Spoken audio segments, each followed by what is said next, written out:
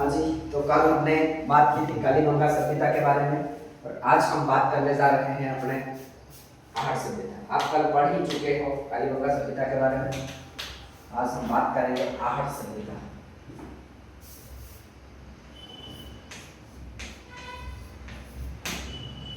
आहट, तो देखो आहट सभ्यता, तो ये आहट सभ्यता है कहां पर? आहट सभ्यता अपने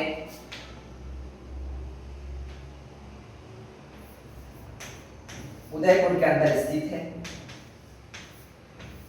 इसके बाद यह सभ्यता कौन सी नदी के किनारे पर है या कहां पर इसका यह सभ्यता उत्खनन किया गया? तो यह सभ्यता आयड़ नदी,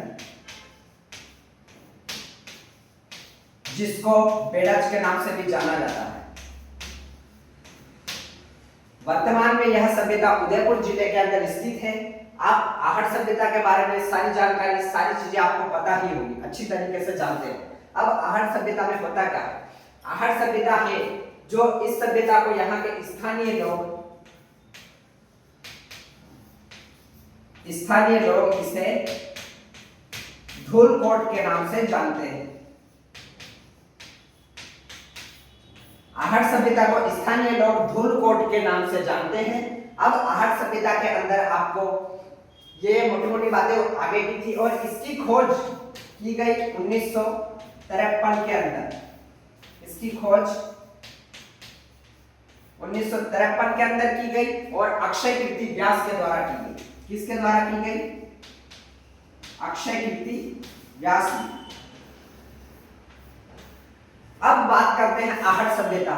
आहट सभ्यता से जुड़े हुए कुछ तथ्य या कुछ घटनाएं।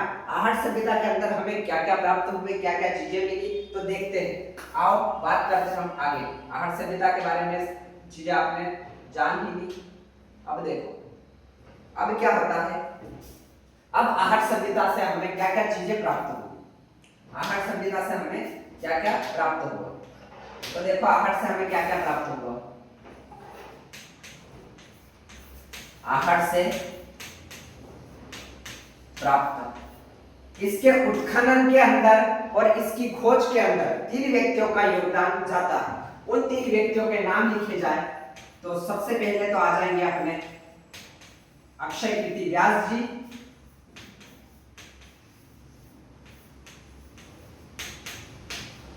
दूसरे नंबर पे आ जाएंगे अपने बीएन मिश्र,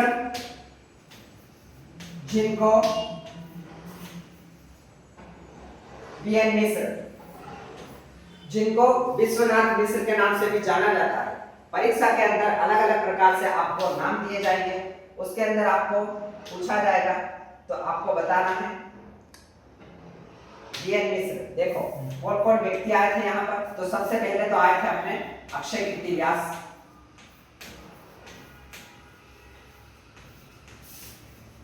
अब इनके बाद में हमको ये कब आए थे? तो 1953 के अंदर। 1953 के अंदर अक्षय कीर्ति व्यास आए। इनके बाद एक कोई व्यक्ति आए तो जिनका नाम है बीएन मिश्र।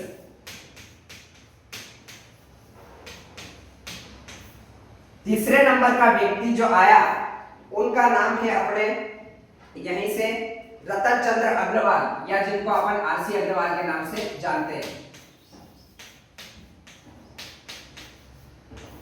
एक और व्यक्ति आते हैं जो कि गुजरात से आते हैं, जिनको हम एचडी सांखलिया के नाम से जानते हैं। एचडी सांखलिया।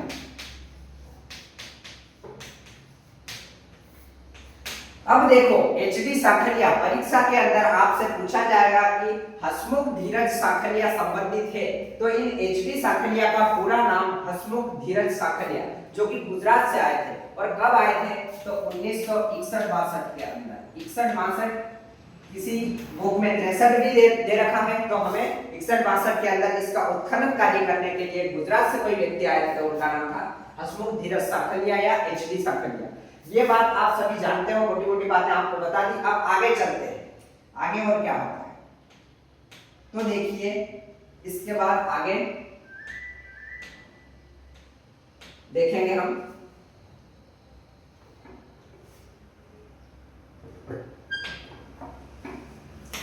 अब आओ, अब बात करते करते हैं हम, इसके अंदर से हमें क्या क्या चीजें प्राप्त हुई, प्राप्त वस्तु।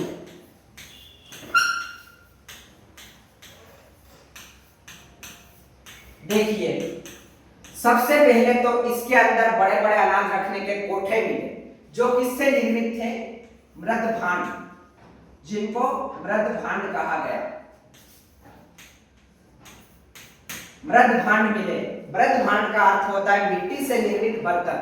दो बड़े बड़े अनाज रखने के कोठे मिले, मृद भांड। इसी के नाम पर इसको और एक नाम दिया गया, धोरे या कोठे की सभ्यता। धोरे या कोठे की सभ्यता भी इसको नाम दिया गया। ठीक है, अब क्या होता है, दो अनाज रखने के यहां से कोठे मिले, इसके बाद यहां से आपको तांबा गलाने की भट्टियों के अवशेष भी मिलते हैं।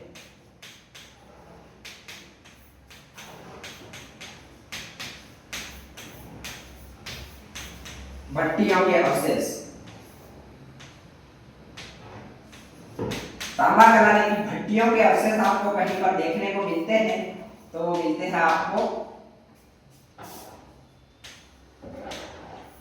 अवशेष कहां पर मिलते हैं आपको, यहीं पर मिलते हैं। ठीक है, इसके बाद आप देखो यहां पर आपको तांबा गलाने की भट्टियों के अवशेष मिले। इसके बाद यहां पर आपको देखने को मिलेगा संयुक्त परिवार। यहां पर आपको देखने को मिलेगा संयुक्त परिवार। अब उस संयुक्त परिवार में क्या होता है, संयुक्त परिवार का पता कैसे चला, तो यहां से आपको 6 चूल्हों के प्रमाण मिले। अब ये 6 चूल्हे थे, तो 6 चूल्हों से किस बात का पता लगता है, तो यहां से हमें इस बात का पता लगता है, या तो यहाँ पर सामूहिक परिवार रहता होगा, यहाँ पर परिवार एकता में रहते होंगे, या फिर सामूहिक भोजन करवाया जाता होगा। अब आपको ये बात सोचकर बड़ा ही अचंभा हो रहा होगा कि चूल्हे अलग होने का मतलब होता था हमारे यहाँ पर सामूहिक परिवार, जो कोई सामूहिक परिवार रहता था तो चूल्हा अलग मतलब परिवार अलग। पर यहाँ पर हमको उल्टी देखने को मिलती है, उल्टी पद्धति। क्या होता है, 6 चूल्हे मिले, तो इससे ज्ञातकर्ताओं ने या जिन्होंने खोज की उन्होंने ये पता लगाया कि यहाँ पर क्या रहते थे, सामूहिक परिवार।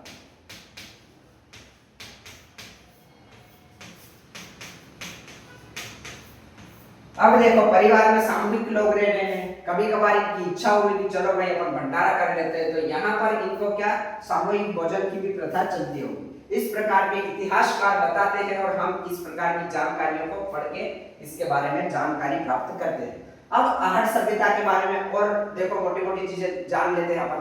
जो आहट सभ्यता है वो आयड़ नदी के किनारे, जो आयड़ नदी है उस नदी का बेड़च नदी भी नाम है। अब देखो यहां से क्या होता है, यहां पर मृतकों का टीला,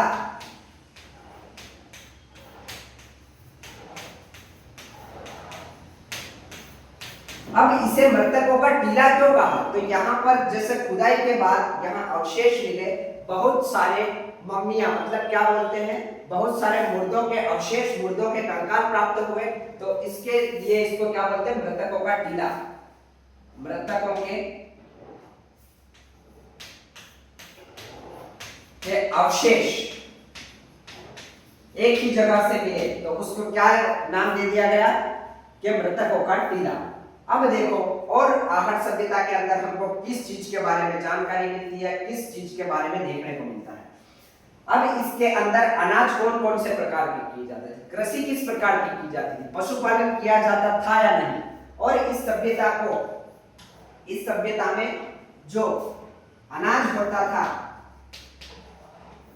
वो गेहूं और चावल। आप इस बात से अच्छी तरह से परिचित होंगे, कालीबंगा सभ्यता हमने पिछले दिन पढ़ी, तो उसमें क्या था, उसके अंदर अनाज कौन कौन सा था, तो उसके अंदर जौ और गेहूं था। अब आपको आहट सभ्यता के अंदर क्या देखने को मिल रहा है, गेहूं और चावल। अब उन्होंने लोगों ने क्या, 2 कोठे बनाए, 2 बड़े बड़े, तो उसके अंदर 2 प्रकार के चावल भरे। सामान्य से अपन को याद करने के लिए बता रहा हूँ कि 2 दोहरे और कोठों की सभ्यता अपने आहट सभ्यता है। अब देखो यहाँ से और क्या प्राप्त होता है, तो यहीं से हमको मिलता है, यहीं से हमको अब मिलेगा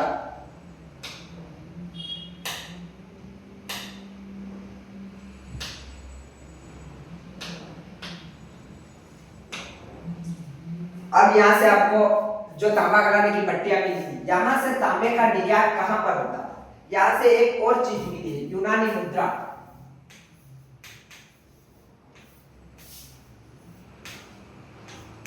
यूनानी मुद्रा।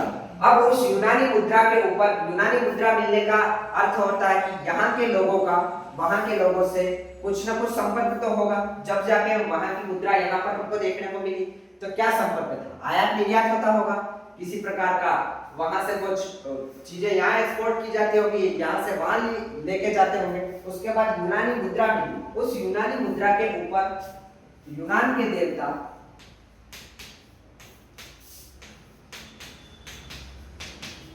अपोलो का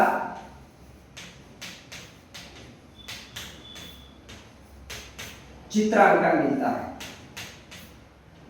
चित्रांकन मिलता है। अब देखो क्या होता है, वहां के देवता अपोलो का चित्रांकन मिलता है, पर यहाँ पर लाने के बाद उसने देखा कि ये यूनान के देवता है, फिर किसी को दिखाया होगा तो उसने क्या बोला कि यूनान के देवता नहीं, इन्हीं को हम सूर्य के रूप में भी जानते हैं, यह तो हमारे सूर्य देवता है। तो जो लोग यूनानी देवता मानते थे उसको हम किस रूप में पूजते थे? सूर्य देवता के नाम से जानते थे।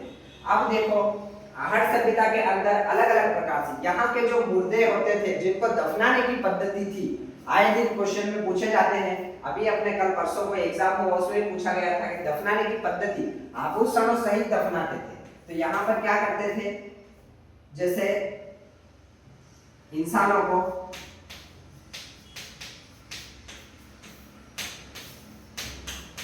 आभूषणों सहित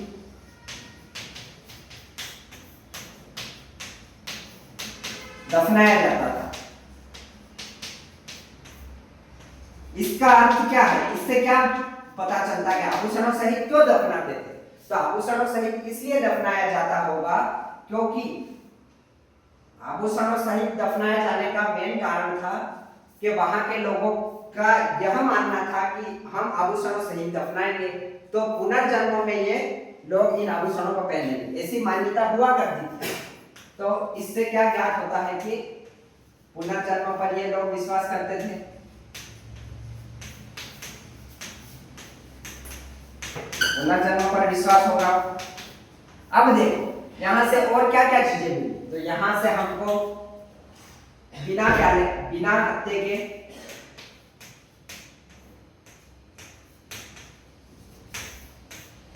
हत्थे के बर्तन मिले,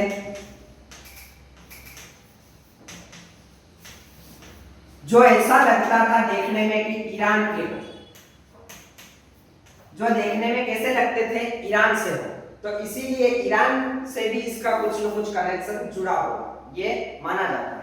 अब क्या है, इसके बाद यहाँ पर क्या मिलता है? तो यहाँ से मिलते हैं अपने तोलने के बाट। तोलने के बाट भी हमको यहीं से प्राप्त होते हैं। देखो यहाँ पर क्या तांबा गलाने की भट्टियां प्राप्त होगी, तांबा गला के उसको तोला जाता होगा, उससे कुछ आभूषण बनाए जाते होंगे, उससे कुछ सिक्के बनाए जाते होंगे। उनको तोलने के लिए, उनकी क्वांटिटी को चेक करने के लिए कुछ न कुछ हमको पैमाना चाहिए। तो उस पैमाने को बाट कहते थे। तो हमको तोलने के बाट कहाँ से मिले? तो वो अपनी इस आहट सभ्यता से मिले। अब आहट सभ्यता से और क्या क्या चीजें मिली? तो यहीं से हमको देखने को मिलता है कि ठप्पे। अब आप सोचोगे ठप्पे क्या होते हैं? तो रंगाई छपाई के उद्योग में जो काम आते हैं, कपड़े को रंगने के लिए जिसका प्रयोग किया जाता था, तो वो ठप्पे भी हमको यहाँ से प्राप्त हुए। रंगाई छपाई के ठप्पे।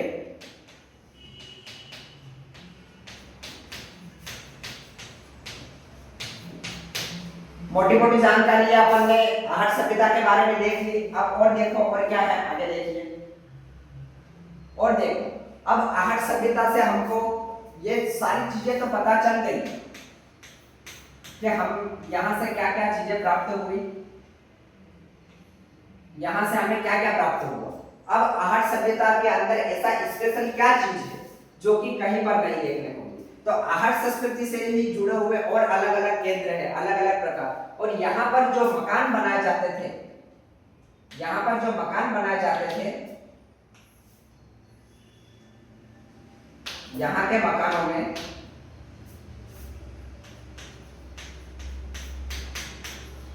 यहाँ के मकानों में कच्ची ईंटों का प्रयोग किया गया।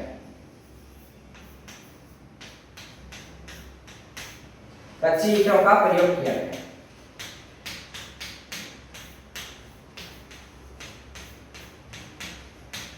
सारी थ्योरी आपको इसलिए नहीं लिखवा रहा, जो क्वेश्चन एग्जाम के अंदर पूछे जाते हैं, परीक्षा में पूछे जाने वाले ही लिखेंगे, क्योंकि आपने थ्योरी सभी ने पढ़ रखी है, सबको आपको पता है कि हमें आहट सभ्यता के अंदर क्या क्या। तो मैं ऐसी लाइनें ही आपको लिखवा रहा हूँ जो सीधे एग्जाम में पूछे जाते हैं कि हमको यह चीज कहां से मिली, इसका संबंध कौन सी सभ्यता से है या कौन सा पुरातत्व स्थल से है। तो मैंने आपको बता दिए तीन जो नाम थे, तीन व्यक्ति आए थे और एक अपने गुजरात से बुलाए गए थे, चार व्यक्ति। अब देखो यहाँ से हमें मकान, यहाँ के जो मकान बनाए जाते थे उनके अंदर कच्ची ईंटों का प्रयोग देखने को मिलता है। अब और आहट सभ्यता में क्या क्या मिलता है, तो आहट सभ्यता के अंदर हमको धूलकोट नाम से भी ये जानी जाती है। इसके अंदर अलग अलग प्रकार के इसी सभ्यता को, इस सभ्यता को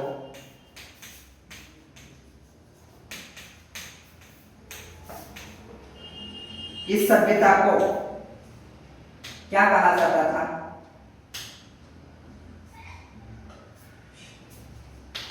देखो आहट। इस सभ्यता को और किस नाम से जाना जाता था, तो इसको ताम्रवती नदी, इसको और किस नाम से जाना जाता था, तो ताम्रवती नदी।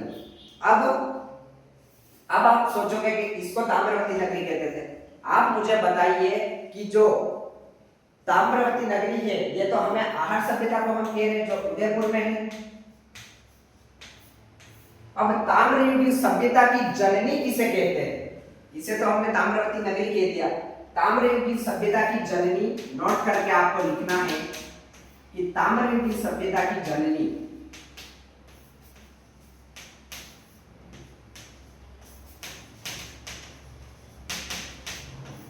गणेश्वर सभ्यता को कहते हैं। गणेश्वर जो कि सीकर में स्थित है,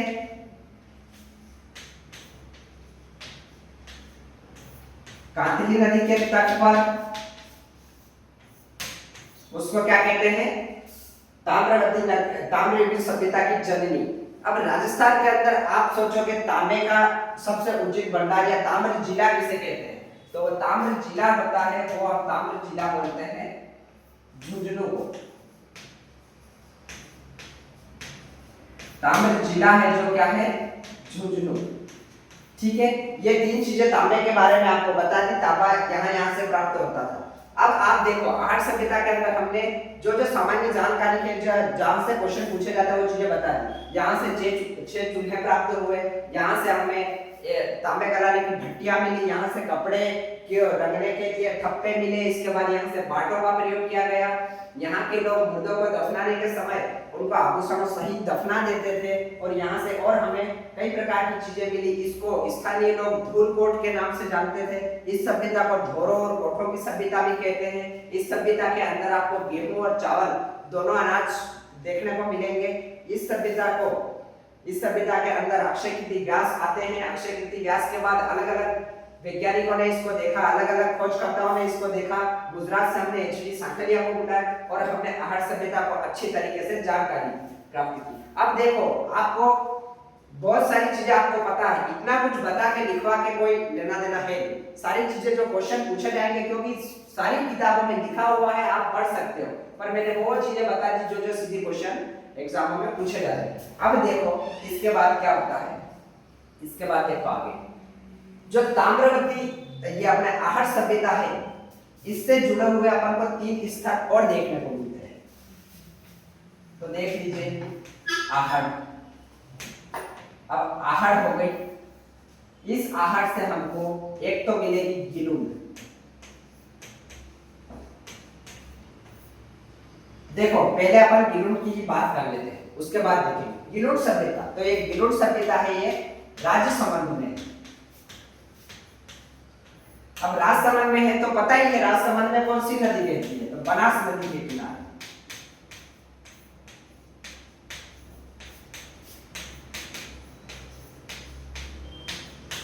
अब यहां से कोई ज्यादा जानकारी नहीं मिली, यहां से आपको मिलेगा बनासियन बोल या टेराकोटा से बनी बेज की मूर्ति।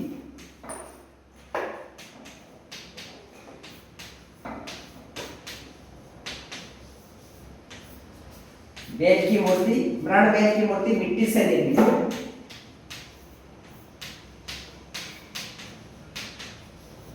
जिसको क्या कहते हैं? टेराकोटा। अब देखो टेराकोटा क्या होता है। टेराकोटा के लिए हमारे ही राजस्थान के अंदर एक गांव प्रचलित है, गांव फेमस है, जहां एक तालाब है, जिस तालाब से मिट्टी निकाली जाती है और उससे मिट्टी के खिलौनों का निर्माण किया जाता है, उसको हम टेराकोटा कहते हैं। अब वो गांव, उस गांव का नाम है मोलेला गांव। मोलेला गांव के अंदर एक तालाब है, उस तालाब से मोलेला के अंदर, मोलेरा गांव के अंदर एक तालाब है, उस तालाब की मिट्टी से यह टेराकोटा या ऐसे मिट्टी के खिलौने बनाए जाते हैं। अब देखिए और आगे गिलोट सभ्यता के बारे में। गिलोट सभ्यता के बारे में आपने देख ही लिया है। आगे आओ अपन गिलोट सभ्यता के बारे में और जानकारी प्राप्त करते हैं। बनास नदी के किनारे पर है। अब इसकी खोज किस किसने की? तो ब्रजवासी लाल ने इसकी खोज की थी। ब्रजवासी लाल सीधे सीधे एग्जाम में पूछा जाता है। ब्रजवासी लाल के बाद में यहाँ पर कौन आते हैं? तो ब्रजवासी लाल के बाद में आपको बी.आर. सिंधे देखने को मिलेंगे। बी.आर. सिंधे के बाद में एक और बाहर से कोई वैज्ञानिक आते हैं, उनका नाम आपको ग्रेगरी पोसेल देखने को मिलेगा। तो आप ब्रजवासी लाल सिंधे को तो जानते ही हो, ग्रेगरी पोसेल लिखो, ग्रेगरी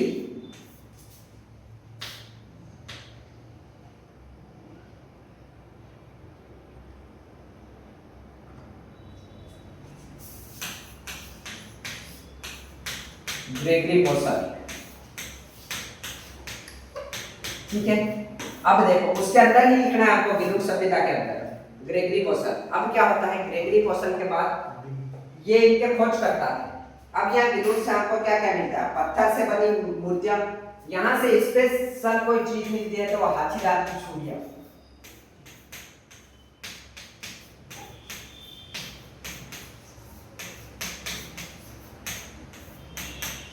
चूड़ियों को अच्छी तरह से जानते ही हो आप, आपने कई सौ लोगों को पहना रखी होगी और कई सारे लोगों ने पहन भी रखी होगी। तो चूड़ियां जो यहाँ से आपको हाथीदांत की चूड़ियां देखने को मिलती है। इसके बाद देखो यह हो गई गिलोट सभ्यता में इतना ही था। अब देखो बात करेंगे अपन गिलोट के बाद। गिलोट के बाद एक आती है बालाथल। और कौन सी सभ्यता आती है दूसरे नंबर पे? बालाथल।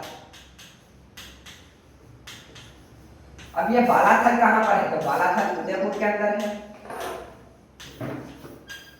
यहां से आपको कोई चीज देखने को मिलेगी स्पेशल, तो वह मिलेगी 11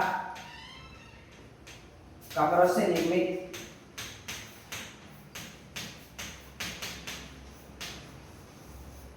भवन।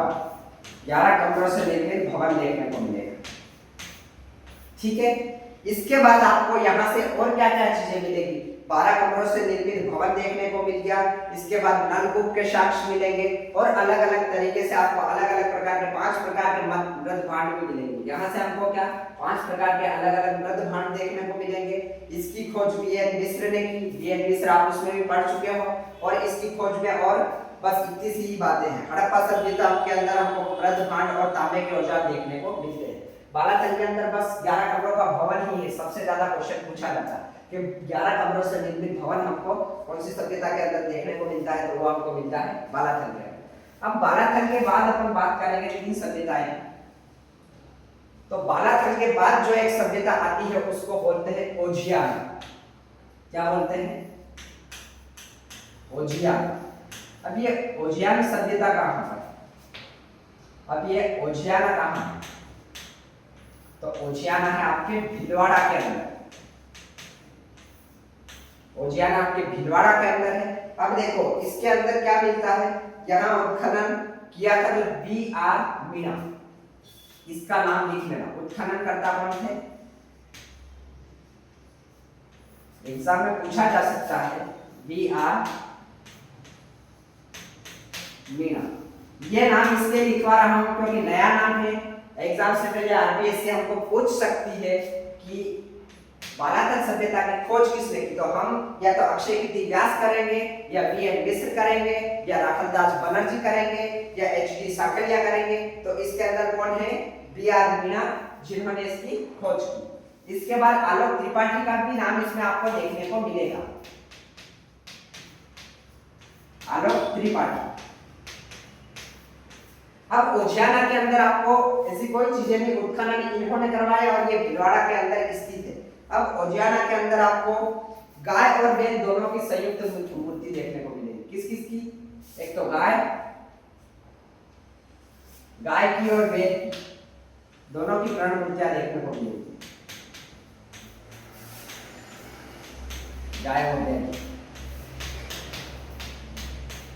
दोनों की प्रण मूर्तियां देखने को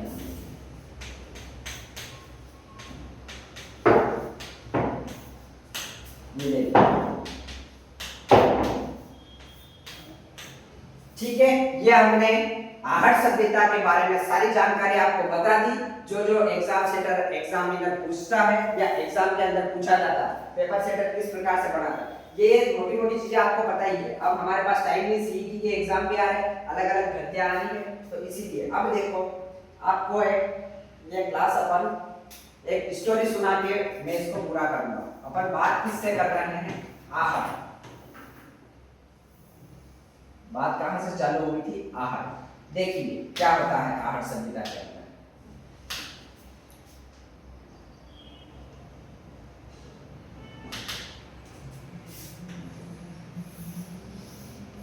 आहट, अब क्या होता है, एक स्टोरी सुना रहा हूं मैं आपको कि राजस्थान के अंदर उदयपुर नाम का कोई शहर हुआ करता था। हुआ क्या करता था, है अभी वर्तमान में। उसके अंदर क्या होता है कि एक लड़का किसी प्रकार की तैयारी करने या काम के लिए उदयपुर के अंदर आके रहने लगता है। वहां पर आने के बाद उसको क्या होता है कि वहां पर कोई लड़की देखने को मिल जाती है। अब क्या होता है, प्लस माइनस अट्रैक्ट करेगा, आप ये बात जानते हो। तो उस लड़की को उस लड़के से और उस लड़के को उस लड़की से क्या हो जाता है, मतलब वो दोनों एक दूसरे से अटैच हो जाते हैं, वो एक दूसरे को जानने लगते हैं, एक दूसरे को पहचानने लगते हैं। उन्होंने सोचा कि क्यों ना हम दोनों मिलकर शादी कर लें। बात कहां से चालू होती है? लड़के लड़की से। अब क्या होता है, अब उस लड़के का नाम था आहट, उस लड़के का नाम आहट हुआ करता था या आहट था। अब आहट था उस लड़के का नाम, और जो लड़की थी उस लड़की का नाम था बेड़च या फिर आयट।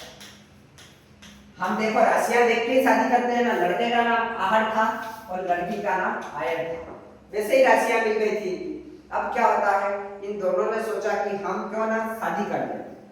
पर शादी करने से पहले घर वालों को तो पूछा जाए, लड़का काम धंधे के लिए आया था या फिर किसी प्रकार की कोचिंग करने आया होगा, मान लो आप भी आए हो जैसे।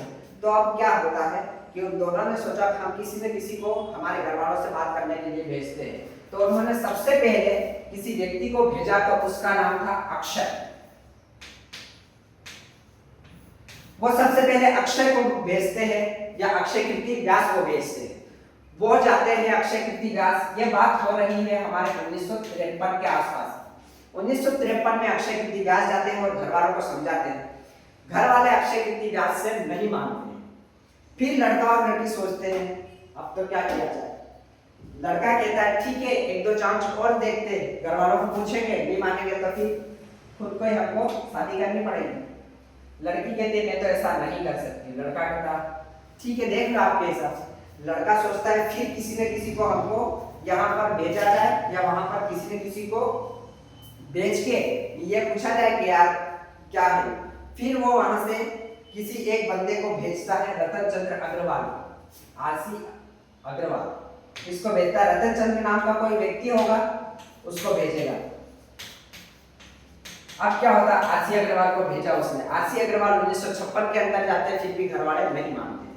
लास्ट में फाइनल डिसीजन उन्होंने कहा कि राजस्थान के किसी व्यक्ति से तो अपने माता पिता मानने वाले है नहीं, क्यों ना हम राजस्थान से बाहर के किसी व्यक्ति को बुला के और घर वालों तक हमारी बात पहुंचाए तो कहीं मान जाए।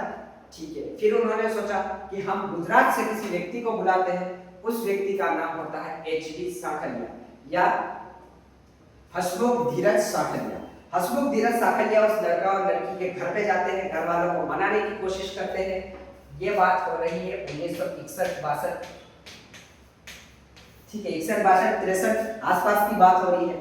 अब आखिरकार इतने जनों को भेजने के बाद घर वाले राजी हो जाते हैं। घर वाले राजी हो गए। अब राजी होने के बाद लड़का और लड़की ने सोचा ठीक है हम शादी कर लेते, पर लड़की ने कहा कि मैं तो यहाँ से छोड़ के तेरे गांव तो नहीं आऊँ, मैं तो रहूंगी तो उदयपुर।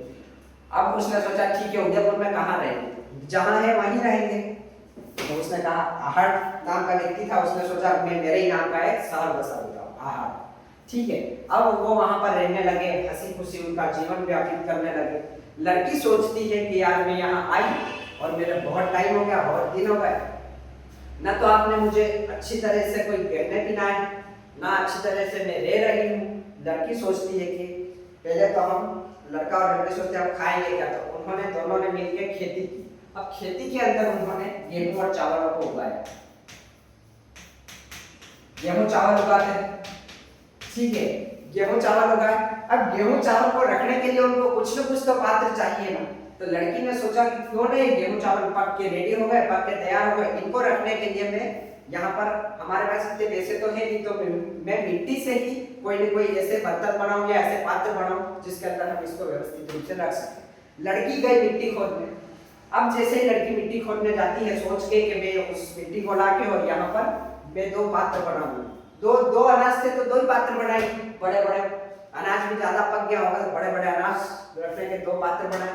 उन पात्रों को लड़की अपने सामान्य भाषा में धोरे कहती है। क्या धोरे या कोठे, कोठे तो अभी भी बोलते हैं अपन, कोठे कहती है।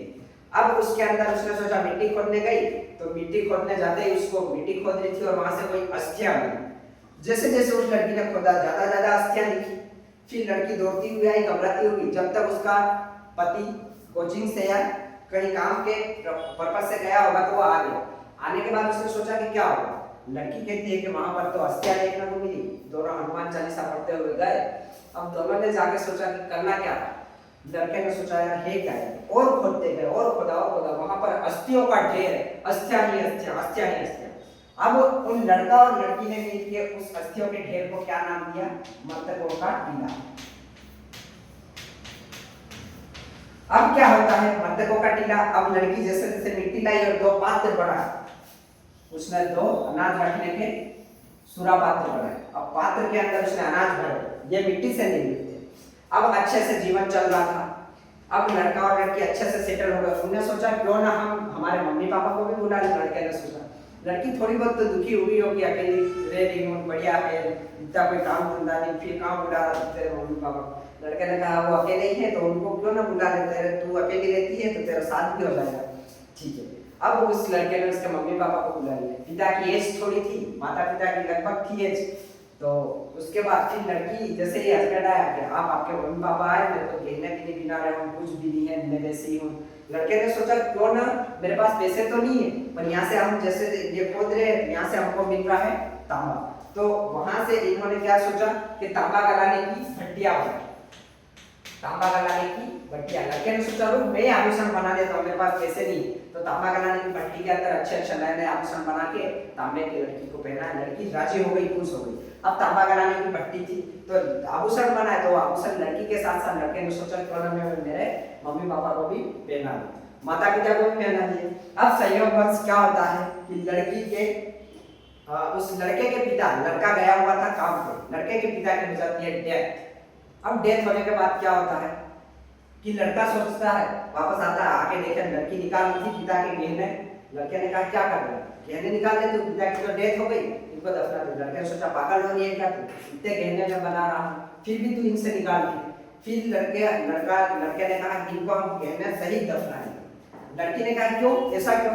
लड़के ने कहा इस जन्म में तो हमारे पिता ने नहीं पहने, हो सकता है अगले जन्म में इनका कोई ना कोई रूप हो, पुनर्जन्म हो, तो ये उस गहने को पहनेंगे। तो यहाँ पर उसने क्या, पुनर्जन्म। अब क्या होता है, पिता की अस्थियां ठंडी वंडी कर दी और वापस आ गए, हंसी खुशी वापस रहने लग गए। दुख गम कितने दिनों तक रहे, ज्यादा से ज्यादा। खुशी ज्यादा दिनों तक नहीं रहती और दुख ज्यादा दिनों तक नहीं ठहरता, इसलिए सामान्य साधारण जीवन करना चाहिए। अब क्या होता है कि हंसी खुशी रहने लग गए। लड़की ने सोचा कि अब हमारे पास कोई काम धंधा नहीं, हम कोई ना कोई दुकान खोलते, कोई ना कोई बिजनेस खोलते हैं। लड़के ने कहा ठीक है, मैं छोटी मोटी गोली बिस्किट ला के दे दूंगा। तो उन्होंने दुकान खोली। दुकान खोलने के बाद क्या होता है कि दुकान हमको वेट करने के लिए, सामान तोड़ने के लिए कुछ न कुछ तो चीज तो चाहिए ना। लड़के ने बाट ला के दे दी। क्या दे दिया उसको लाके, बाट, वेट करने के लिए, बाट तोड़ने के लिए। गोली बिस्किट वगैरह बेच के उनका जीवन गुजारा चला रहे थे। इसके बाद क्या होता है, यहाँ पर आ जाते हैं बांट बांटना के लिए। फिर लड़की सोचती है कि मेरे पास आपने गहने तो दे दिए, मेरे पास पहनने के लिए 2-3 ड्रेस लाई थी, वो भी अब फटने ही करके लगभग, तो आप ड्रेस कपड़े तो लाओ। उसने कहा कपड़े तो ले आओ, पर वो बिना डिजाइन के कपड़े होंगे, उसके ऊपर तू रंग देना या तू छपाई कर दे। लड़की ने कहा हाथ से तो मेरे से छपाई उपाई नहीं, मैं पेंटर तो हूँ। उसने कहा कोई नहीं, मैं ठप्पे ला के दे दूंगा तेरे को। लड़के ने कहा मैं तेरे को ठप्पे ला के दे दूंगा, ठीक है, डिजाइन बनाने के रंगाई छपाई के लिए ठप्पे ला के दे दूंगा। अब क्या होता है, रंगाई छपाई के ठप्पे ला के दे दिए। लड़की ने डिजाइन अच्छी बनाई और अच्छे वस्त्र पहनने लगी। लड़की ने सोचा मैं आपके लिए भी एक ड्रेस बनाई, पहनोगे क्या? लड़के ने कहा तू पहन, मैं क्यों नहीं पहनूंगा, पहनूंगा ना। इसके बाद क्या होता है, ये सारी चीजें होने के बाद लड़का और लड़की किसी भूकंप आने की वजह से उनकी क्या हो जाती है, डेथ। या फिर हो सकता है भूकंप नहीं आया हो, कुछ हुआ हो, तो उन दोनों की डेथ हो जाती है और उनकी जीवन व्यथा समाप्त हो जाती है। इसी के बाद उनके होते हैं 11 लड़के। तो वह 11 लड़के उदयपुर छोड़ के, आहट छोड़ के, यहाँ पे उदयपुर में रह रहे थे, लड़के का नाम आहट था इसलिए उसने उस नगरी का नाम आहट रख दिया था। यहाँ से छोड़ के राजसमंद के अंदर जाते हैं। राजसमंद के अंदर जाने के बाद वो अलग अलग प्रकार से, उसने कहा कि राजसमंद के अंदर वही तो आया है, बोल क्या था आपने 11, अब लड़ाई कुटाई तो होगी 11 के अंदर, 11 बंदे थे। तो उसने सोचा कि 11 के अंदर हमारे झगड़ा होगा, तो क्यों ना हम 11 मिलके राजसमंद के अंदर आ गए, तो अपन बालाथल चलते हैं। उसने कहा बालाथल क्या है, वापस उदयपुर आए बालाथल। बालाथल आके उन्होंने 11 कमरे बनाए, तो 11 कमरे बना के हंसी खुशी रहने लगे। ठीक है, अब ये स्टोरी आपको मैंने इसलिए सुनाई कि आपको आहट सभ्यता के बारे में बहुत ही शानदार तरीके से, आसानी से आपको जानकारी मिल गई होगी। इसमें आपको प्रेम कहानी की तरह लगा होगा, लव स्टोरी की तरह लगा होगा, पर आहट सभ्यता को मैंने संक्षिप्त में बताने की कोशिश की। क्लास में हम बैठे ही हो, आप सभी अच्छे तरीके से जानते हो, आपको समझ में आया तो अच्छी बात है। बस मैंने सोचा कि बच्चों को समझाने के लिए एक कहानी मेरी तरफ से बना। ठीक है, फिर हमारी क्लास कल लगेगी।